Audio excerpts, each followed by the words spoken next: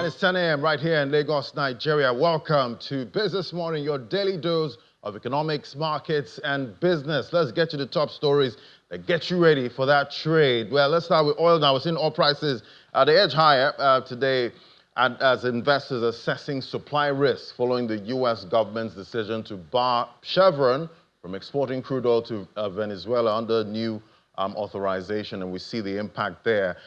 Just a marginal gain there for Brent, $64.14 a barrel, 8 basis points. WTI crude, that's still holding on to that $60 level, but will that hold at this point by 97 cents? President Donald Trump revoked Chevron's previous license, which had allowed the company to operate in Venezuela. The new authorization permits Chevron to retain its assets in the country, but prohibits the export of oil or expansion of activities. This move is expected to impact approximately 240,000 barrels per day of Venezuelan crude exports, over a quarter of the nation's oil output so far. But we're seeing, we'll keep tracking to see if there's any more changes for the oil market going forward in the afternoon. Then to financial services now, we see the central bank has released 3 new instruments aimed at improving liquidity management and deepening Nigeria's non-interest financial markets, such as Islamic banking. According to the latest document issued by the CBN, the new instruments include the Nigerian Non-Interest Financial Institutions Master Repurchase Agreements and the CBN Non-Interest Asset-Backed Securities and the CBN's Non-Interest Notes. The Apex Bank says the tools are expected to strengthen the adoption and operational efficiency of non-interest banking instruments across the country's financial system and align Nigeria's Islamic finance offerings with global best practices. So they have it.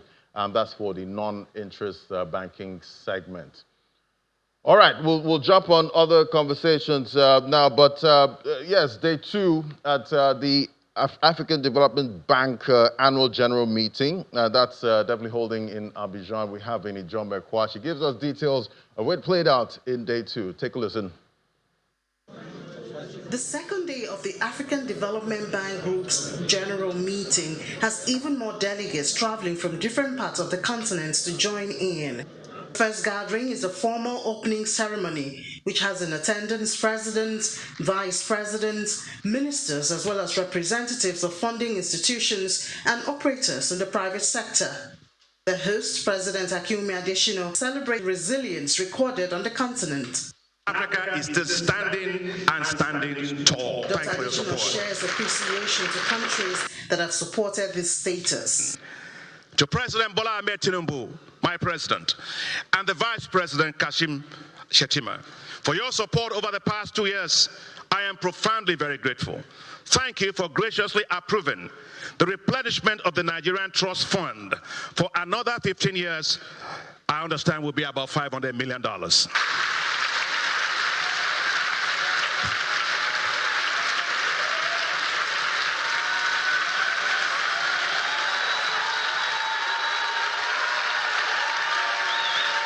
In another meeting, the high point of the day is in focus, the group's findings on the continent's economic outlook. The Vice President and Chief Economist, Professor Kevin Urama, shares the numbers, which in some cases shows the resilience of Africa's economy. The significant challenges in our macroeconomic fundamentals continue to remain, but even there, we see a mixed picture. But also, yes, there's work to be done. This continent can mobilize 1.43 trillion US dollars every year without increasing tax rate. The AfDB comes with a message of hope, but one that can only be realized when discipline is applied in the management of resources. John Mekwa, Channels Television News.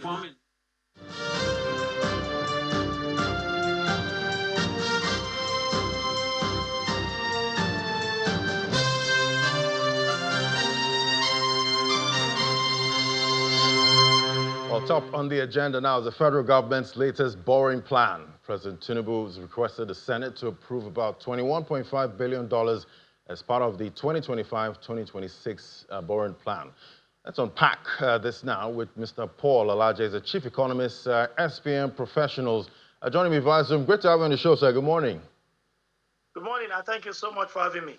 Yeah, so it seems debt is a major headache now for governments around the world. We're seeing even in the U.S. Their national debt stands at about $36.56 trillion. And we got that Moody's, their recent downgrade, downgrading their credit rating. How are you seeing all of this play out? Because at the end of the day, these governments still have to borrow. Well, clearly, the current government has no option because when you look at the budget's expectation, government had projected that the crude will be around $75 per barrel. Unfortunately, as we speak, it's around $65 per barrel. And we estimated about 2.1 or 2 to 2.1 million barrels a day. As we speak, the Bureau of Statistics says we're averaging 1.4 million barrels a day. So if you take account of about 600 billion barrel, multiply by $75, and 1.4 multiplied by $10 on daily basis, you know we have a major shortfall. So the way to fill the gap, if we must do everything in 2025 budget, will be to borrow. And to borrow, alternatively, we do quantitative easing. We saw where quantitative easing has landed us into ways and means that, of course, has messed up the entire economy. It's one of the major contributors to the mess we see in the entire economy. As if that was not enough, we also know that around the world, there are global economic quagmire that we're experiencing. And this, of course, is causing a major challenge that we are seeing today. So America is borrowing, but one has to be very wary to consider America borrowing as an example, because America spends the dollars. And when an economy spends dollars, prints the dollars, America can actually print and pay all our debt, even though it might not be as easy as saying Jack Robinson. But we know that America has so much control and influence over how it pays back our debt.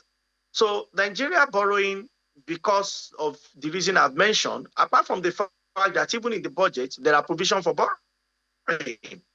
But looking at about 24 trillion may shoot our budget, our debt profile from where it is now to over 180 trillion naira. And that on one hand. On the second hand, we also have concerns as to what the debt profile will be by end of 2026. By end of 2026, Nigeria might have surpassed 200 trillion naira debt profile. That has implication on service. As exchange rate gets worse, cost of servicing our loan may also worsen, which means debt that we have managed to reduce debt ratio to, debt service to revenue, we have reduced it from 98% to about 68%. But with this new set of borrowings, that may go up to above 70%. Now, the question will be, is debt itself bad? Is it good? In economics, debt is neither bad nor good. What matters is what you do with the debt and the proportion of debt on your economic growth. For Nigeria, we consider the first thing economics is about debt. First is when we say we borrow, what is our debt to GDP? In Nigeria, it's above 30%. And that in economics, we say it really does not matter because it's necessary condition but not sufficient. Sufficient condition says your debt to GDP should not be more than 33%. That's debt service to revenue, I beg your pardon. So debt service to revenue for Nigeria, as we speak, it's already 68%, although it's better than where we had it about 2 years ago, which was about 98%, which is worse off, which means everything we had in revenue we used to service debt. We borrow to do everything, including paying public servant that is a security and paying the president at the time. But today, we've managed to reduce that to 68%, which is still worse off. Where we need is about 33%. So, but we are borrowing more money because perhaps we don't have enough revenue. So this leaves us with two issues. One, we need to spend because it's important for us to do infrastructure.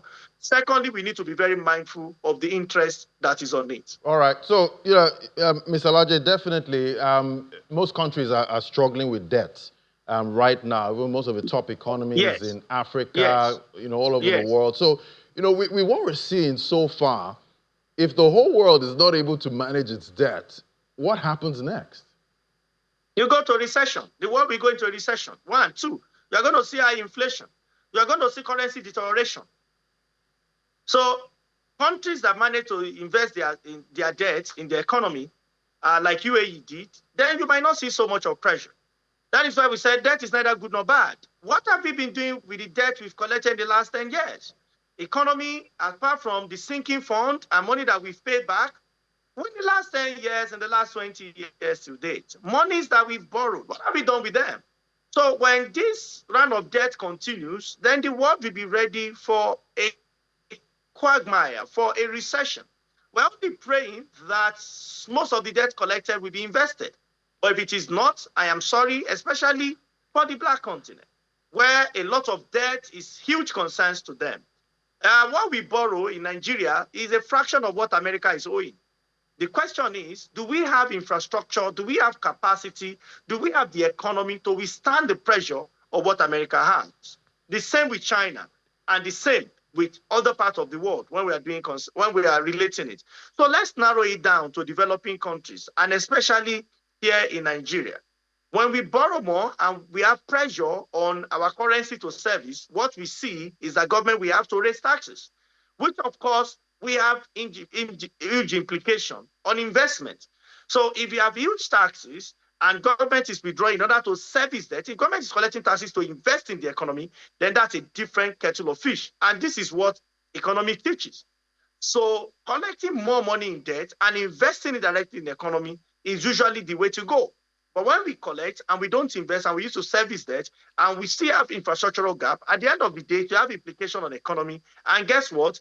Central bank that is not part of borrowings will now have to come up, perhaps with tightening because we want to control inflation, or with exchange rate when the matter goes worse, which Nigeria is currently witnessing, or has witnessed in the last 2 years, that brought policy of flotation. What many did not understand is that continuous debt that is not translating to development, that is not translating to investment in the economy, is like eating poison. And this, of course, we have implication because the economy will purge with inflation, purge with exchange rate disparities, and so on and so forth.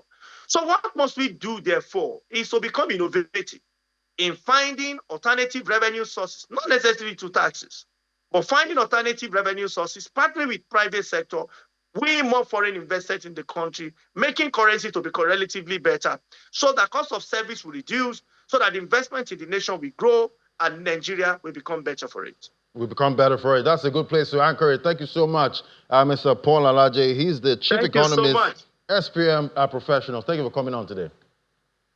Thank you so much for having me. Unlocking the future of digital payment. Value of acceptance, brought to you by Visa. And to our next conversation, in today's fast-paced digital economy, small and medium-sized enterprises are increasingly turning to digital payments to unlock growth, improve efficiency, and enhance customer experiences. With the rise of mobile wallets, contactless payments, and fintech innovations, businesses that embrace digital transactions can streamline operations, reduce costs, and tap into new markets, both locally and globally. However, many SMEs still face challenges in adopting digital payments, from high transaction fees to cybersecurity concerns and limited digital literacy. Well, let's unpack all of this now with Oluwole Abegunde, is a research director at Insights, joining me right here in the studio. It's great to have you. Good morning. Thank you, Ladi. Thank you for having me. Yeah, so, definitely payments are a critical part of doing business.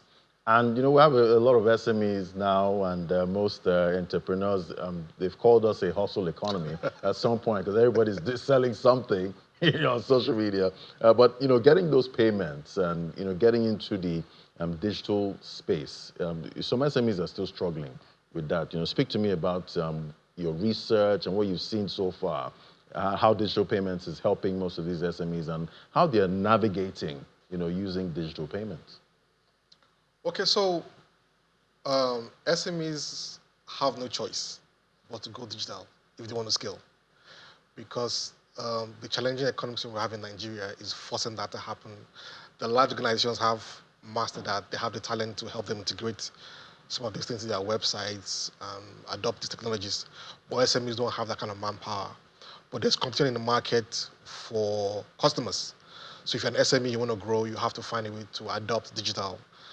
Because if you tell me you don't have a particular mode of payment that I'm comfortable with, I'm going to move to the next person that has.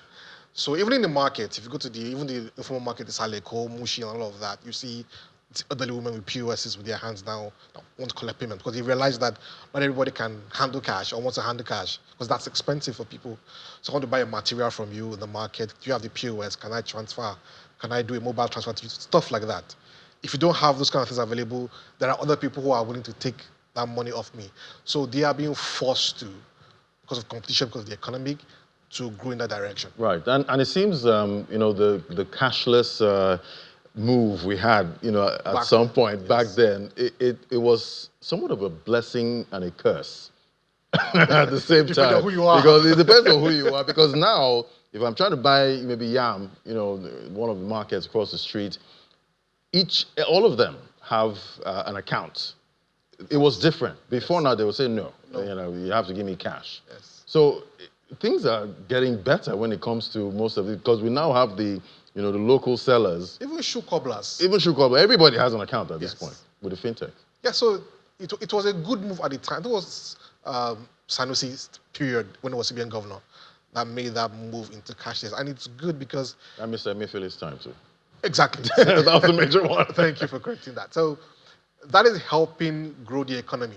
Because the more people are into the digital economy, the more it's better for the country, the more GDP can grow.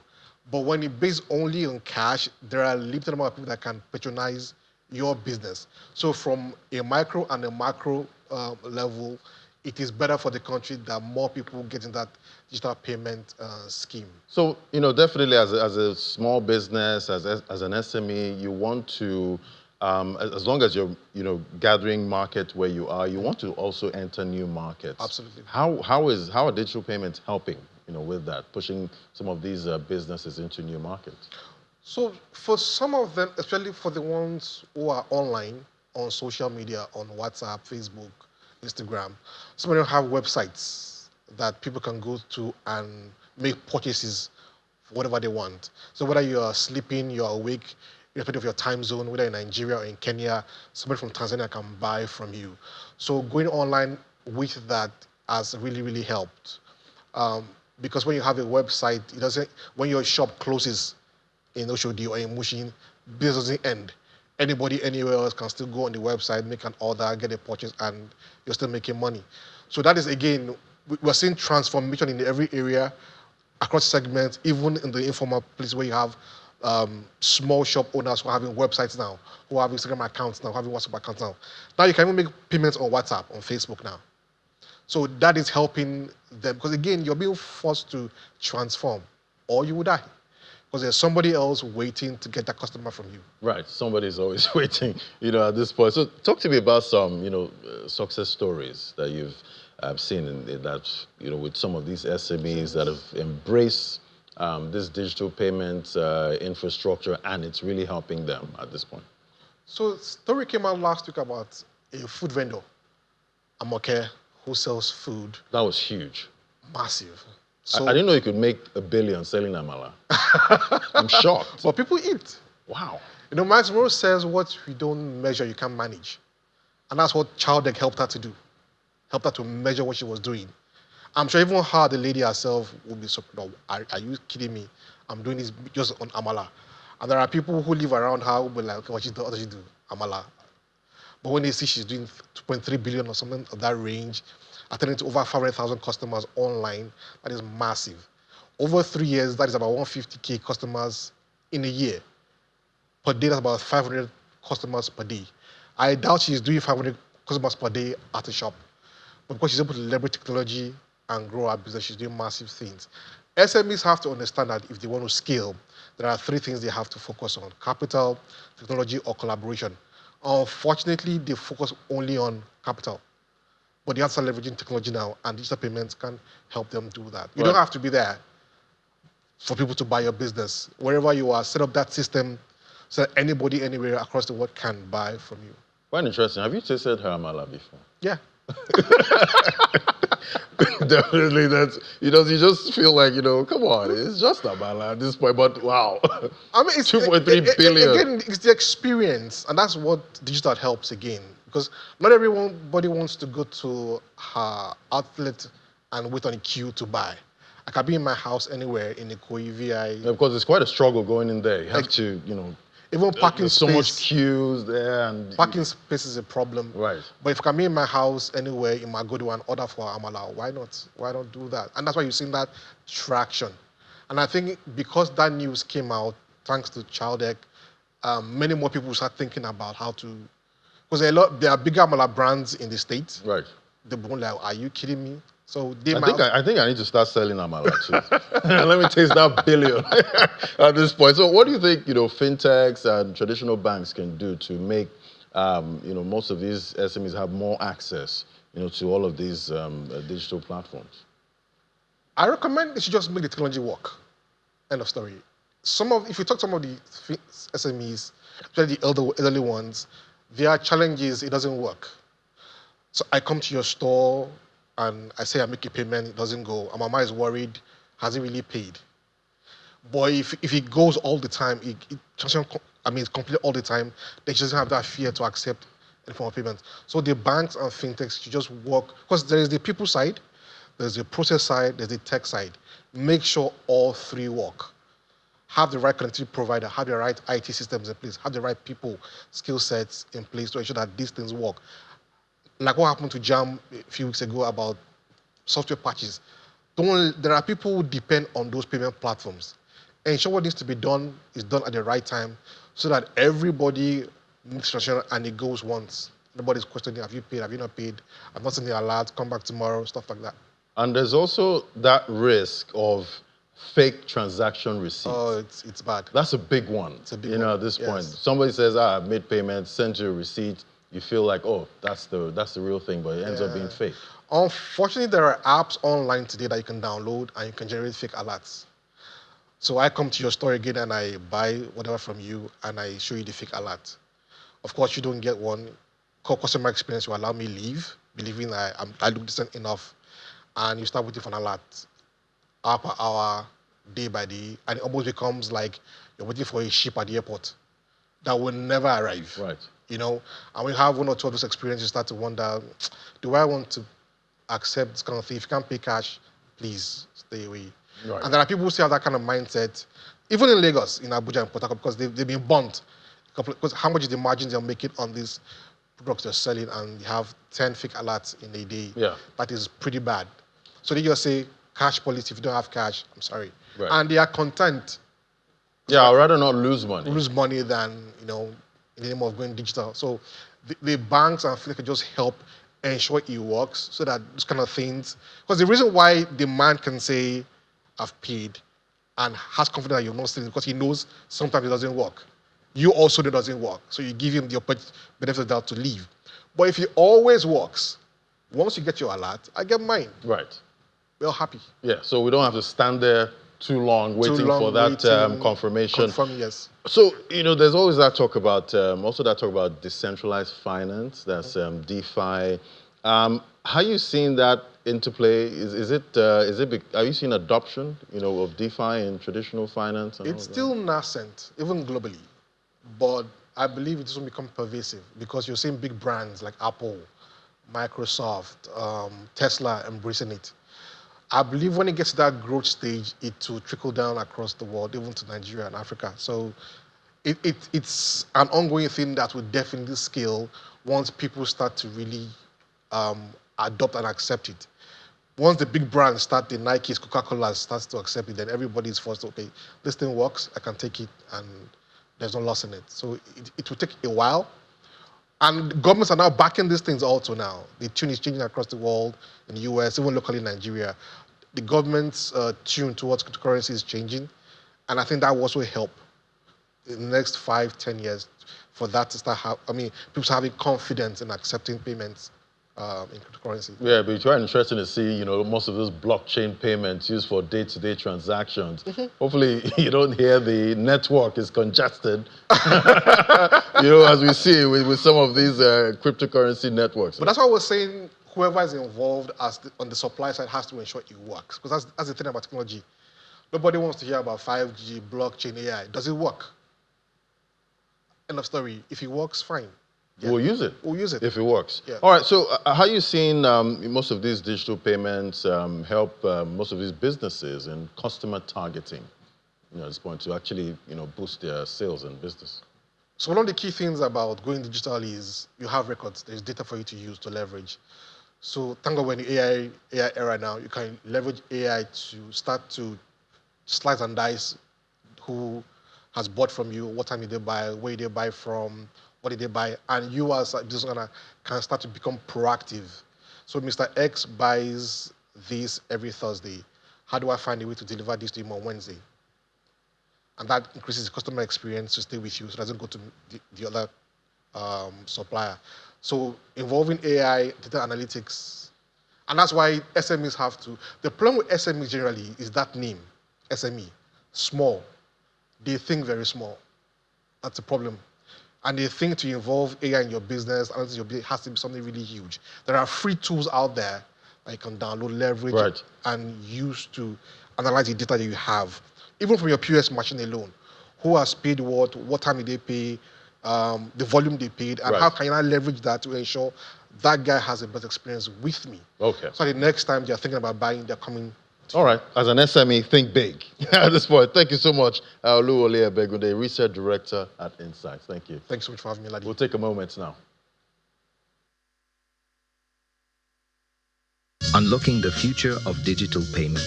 Value of acceptance, brought to you by Visa. All right, we'll take a quick break now. We'll also discuss after that what small businesses can do to make that marketing budget on a budget. That's in a moment. Just stay with us.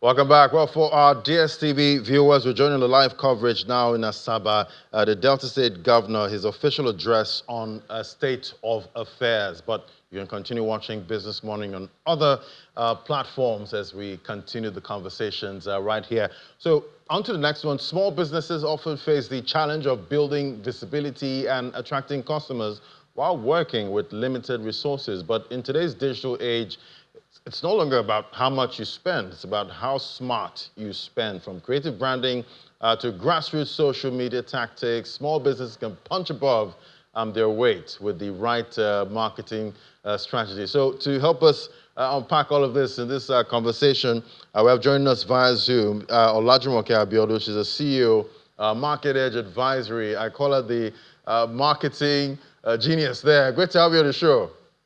Rock star. Thank you so much for having me. Hello. Right. So in your experience, what would you say are the biggest marketing challenges, small businesses face when, working with a limited budget? My last guest said the problem with SMEs is the small, that they think small.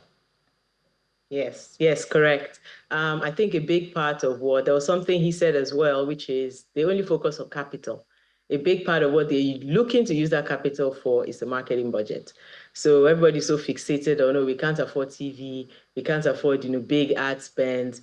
There needs to be a shift in thinking. In today's world, attention and connection is the new currency. It's no more it's no more cash. It's not about big budgets anymore, unfortunately. You could run a beauty brand and outsell, the largest corporation on TikTok just by connecting with the right audience and leveraging that connection you have with your audience. So I think that's the biggest challenge today. Is we're still thinking in terms of cash, but that's not it anymore. No.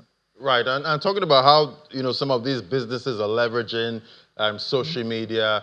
We see a couple of them, dancing with their products on social media. Not everybody can dance at this point. How are you seeing that? Yes. So you know what? It's not about the dancing, really. I think the dancing is maybe an expression of personality because, again, social media is primarily for engagement. But now we're beginning to use it as a sales channel. So it might be an expression of people's personality. If you dance without a proper funnel, there's something in marketing we call a marketing funnel, which is how you direct the attention you get from the top of the funnel down the funnel to the bottom, which is purchase, right? So I think what is more important is to understand your customer's journey. So even if, quote unquote, I catch you on social media, how do I translate that attention, that follow, that like, how does it eventually translate into a sale? That's what you need to understand. So if you dance, but don't understand how your dancing is supposed to translate into a sale, then you're down, you're just entertaining us, really. So Yeah, yeah, some of us get uh, really entertained, from most of those skits and, dancing. But do you think small businesses can truly compete with, bigger brands, on marketing impact without matching their budget? so, We're seeing the likes of, some listed companies, Nigerian mhm, breweries, you have the 15 to 20 billion naira. That's what they spent, mhm, on marketing. mhm, Just in mhm. their last results, C Cadbury, 5 to 7 billion naira. So these guys are spending billions here. Yes, I mean, so let's unpack that a little bit. And I'll go back to the example, in the last segment that you talked about, the Amoke de Amalasela, right? So let's look at it. How can businesses compete with the large corporations, and generate the kind of revenue they do? Like I said earlier, marketing is not just about money now. It's not just about ads. We're talking partnerships, PR, people. The kind of partnership that Amoke has with Chowdeck enabled that business to scale, right? So beyond having people come physically to eat, the food in the restaurant, that partnership was not only a partnership that helped delivery, it also helped advertisement. Let's think about it. Chowdeck advertised. You see billboards all around town with specific partners who are leveraging that partnership. You see the food delivery companies advertising their businesses as well. You see them advertising Chicken Republic, where Jumia Food existed, for example. It's, the business has been shut down now, but when Jumia Food existed, there were signed partnership agreements that included a marketing contribution, where the food business didn't have to go to market themselves. It was the delivery company's responsibility to market on their behalf. That's a big partnership you can leverage. Nowadays, small businesses can amplify without spending. PR now has been moved to social media. Customers talk. Give them something to talk about. So it's now about word of mouth rather than newspaper advertisements on social media. It's now about connection, collaboration, community building. That is what engenders virality now, and that's what makes a product sticky, what we call stickiness. So if you're looking to replace the big budgets, the TV ads, the radio ads, take it digital, take it online, take it on social media. The same rules apply. It's just cheaper and it's scalable. And talking about cheaper, what low cost or free marketing channels would you recommend as a starting point, for a small business?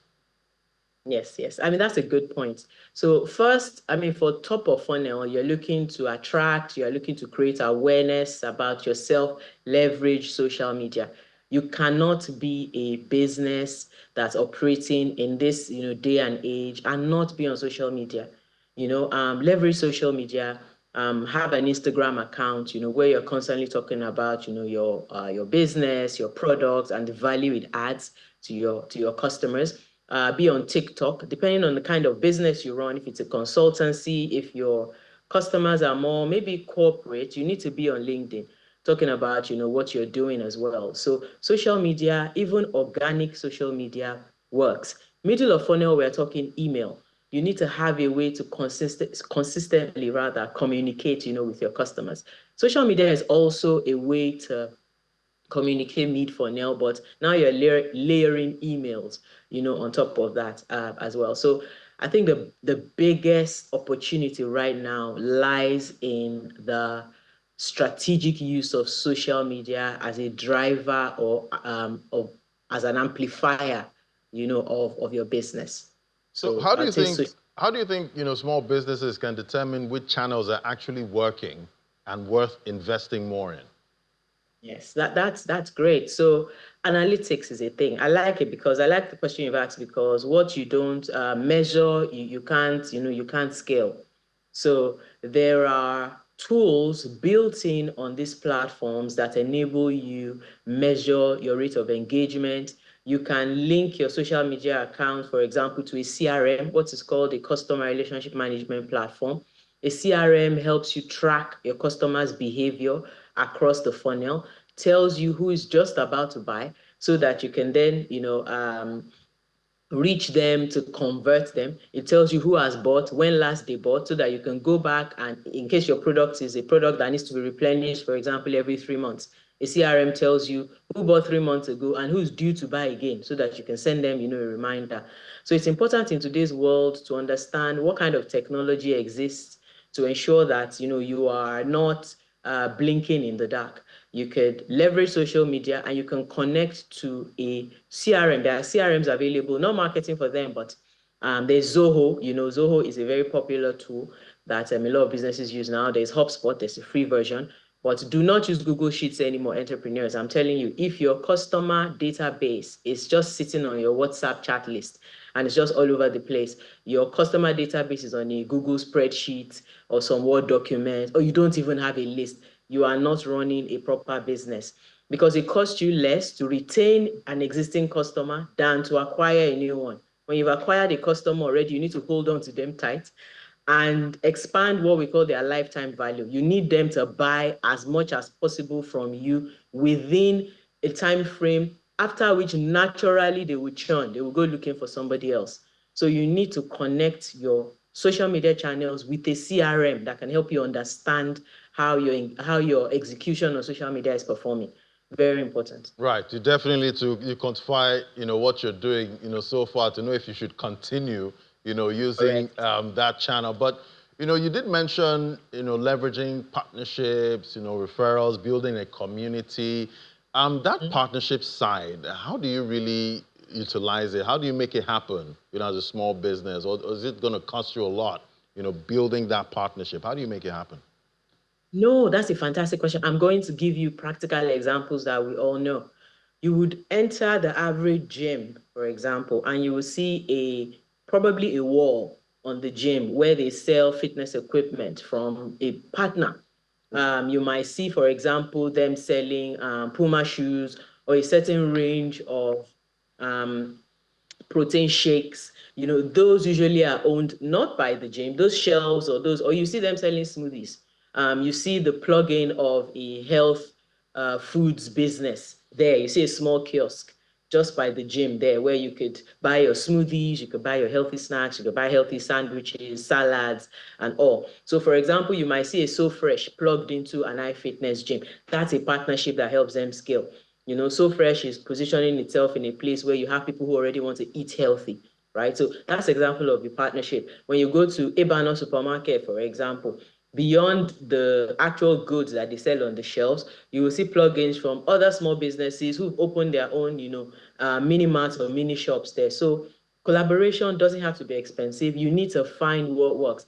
I'll give you an example as well. Many years ago, remember when Gala and La Casera was a thing? Right. That's an example of what a good collaboration looks like. You will see Coke will advertise and say Coke goes better with jollof rice. And when you go to restaurants, you see them with Coke, for example, would implant itself.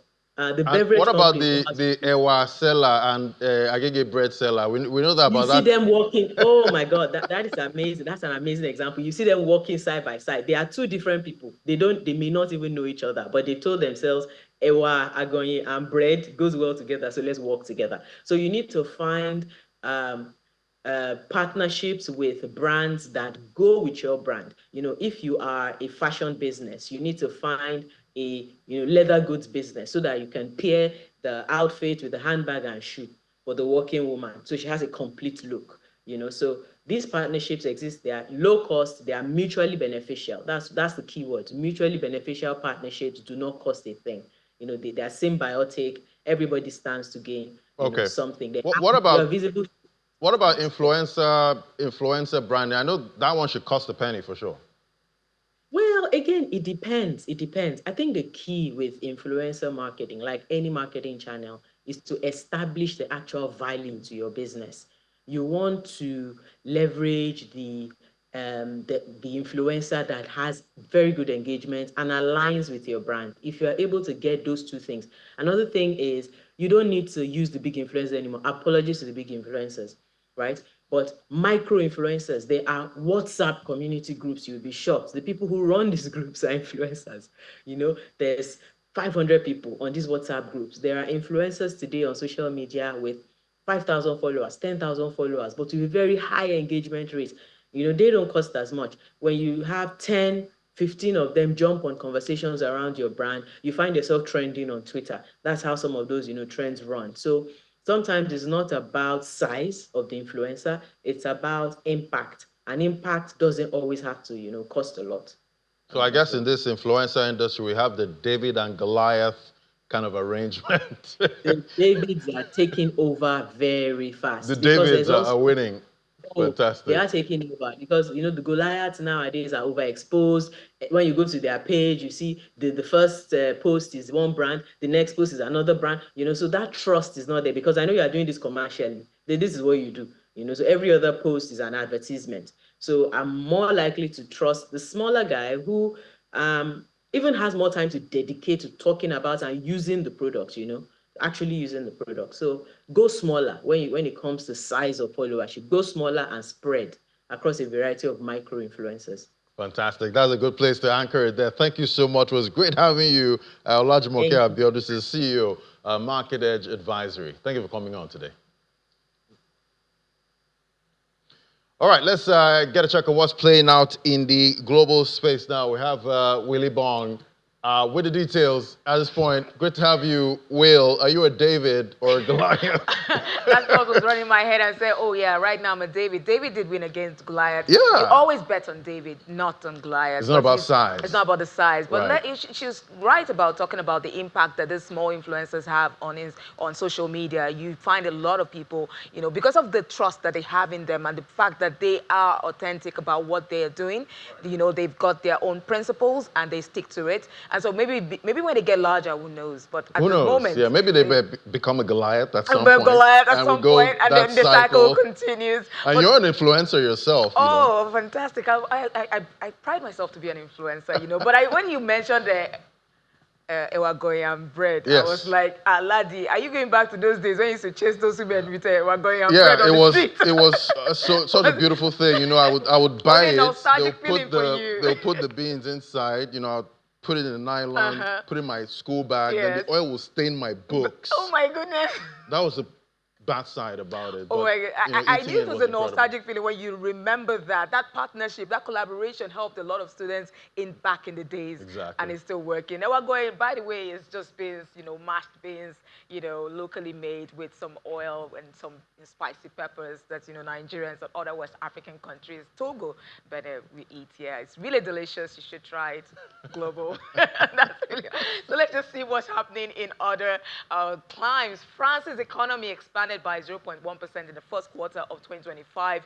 Final figures from INSEE confirmed on Wednesday. Now, the slight growth was driven by increased business inventories, offsetting weak consumer demand and export. Household purchasing power rose 0.3%, matching the previous quarter, while the savings rate edged up to 18.8%.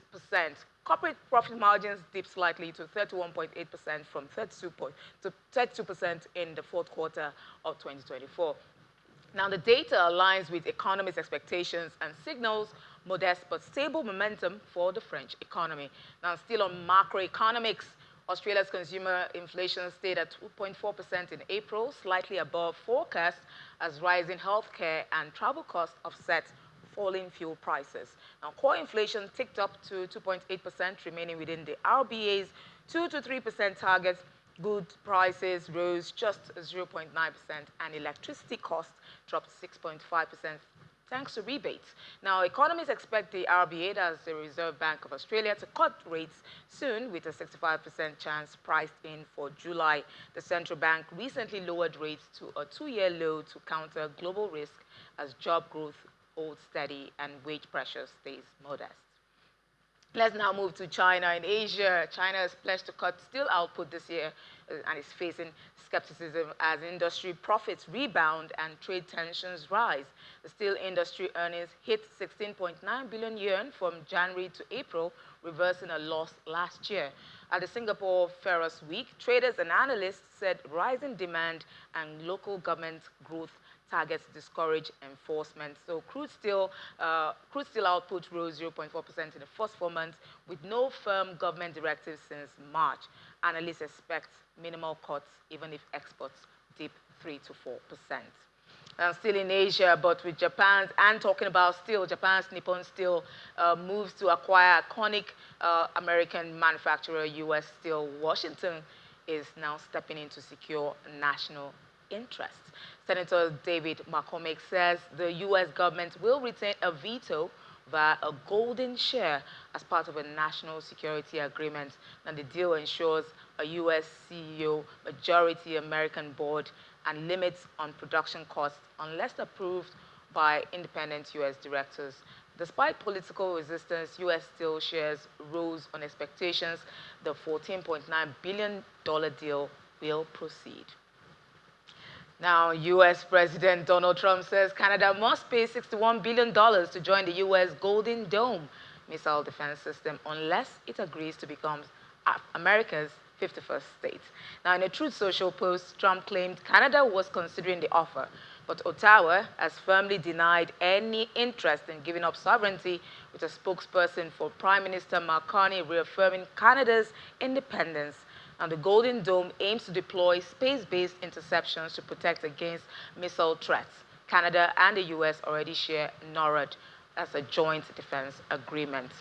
Now we see that President Trump is really trying to hamstrung a lot of people here, a lot of countries, and one of the companies is trying to hamstrung is Apple, because Apple is once again caught in the crossfire of geopolitics and trade as President Trump pushes for iPhones to be made in the U.S. or face tariffs of at least 25%. Also, Apple's India strategy is under fresh scrutiny. So what does all this mean for production, pricing, and global supply chains? Our Washington correspondent, Maria Bird, joins us. Good morning, Maria. It's good to have you on the program.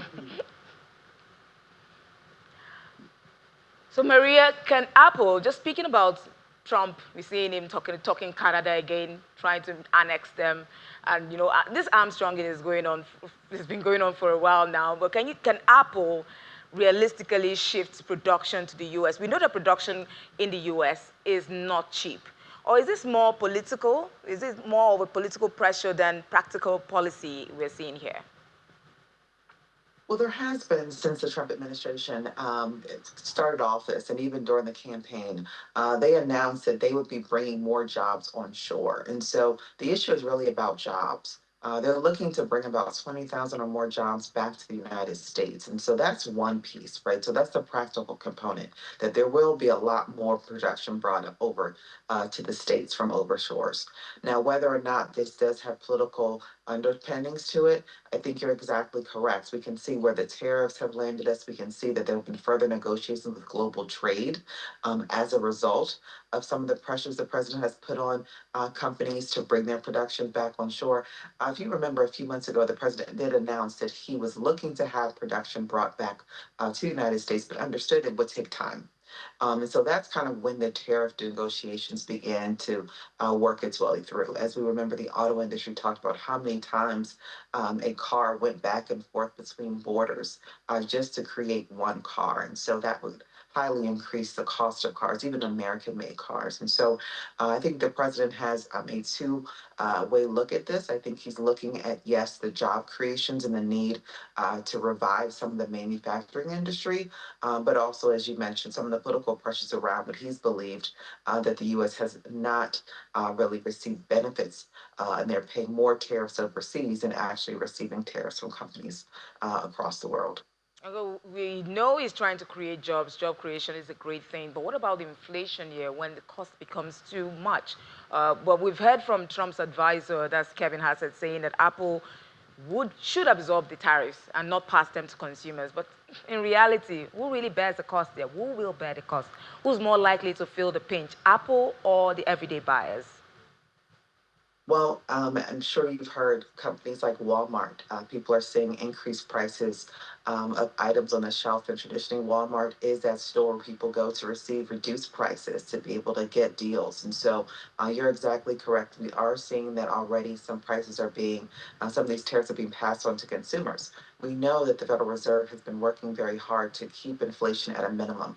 We know there's pressures to reduce the interest rates, but interest rates are not able to be reduced unless we're able to see a setting in inflation and a reduction in inflation and some stabilization in that area. And so I think the president understands that. Obviously, there's several strategies being put in place.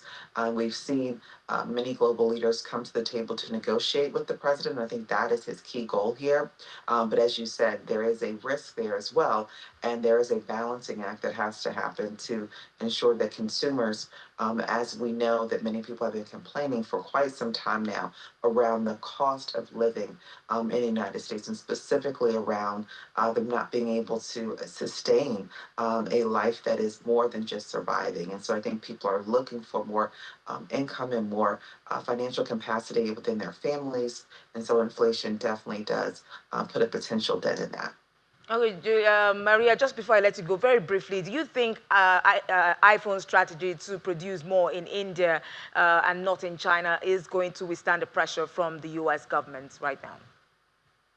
We know that Apple has had a long-standing relationship in both China and India, and they have had quite a bit of the ability to quickly move in that direction. And India has great capacity to be able to produce what's needed. I think that is a short-term measure. I think that the company is hopeful that things will be able to be put in place and that there will be further negotiations between the U.S. and China, which will then allow them to continue with where they were before. But Apple, as the president has said before, he has spoken with the CEO, Tim Cook, several times, and Apple's very aware and working with the administration to try to find ways to be able to reduce the cost and understanding too that there could be some capacity to build some of these chips here in the United States.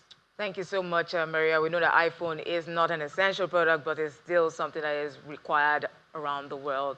It's very essential for some people. But thank you so much, Maria Bird, our Washington correspondent, for joining us this morning on Business Morning. Have a great day.